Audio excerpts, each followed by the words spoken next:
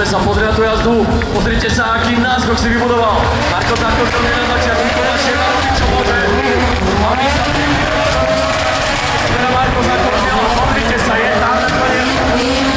Marko zakončil nakoniec voľnou stinutý Tomášom Šebom, ale ako náhle ho asi spadal s Peťákom, takhle zošlapol plyn. Dokáže ukorigovať svoju M2 za Tomášom Šebom, ktorý ak to zoberie trošku takticky a skúsi jemene pomalšiu jazdu, mohol by spôsobiť nemalé problémy práve Marina Třetí nápravou. Ale poďme sa pozrieť na túto druhú jazdu a tam vidíme opäť raz jedný výlet Tomáša Šeba. Teraz dobre, Marko zakončil, ale tá líd jazda v podaní Tomáša Šeba vôbec nie je to, čo chceme vidieť. Marko zakončil, má čo robiť, aby udržal svoju M2.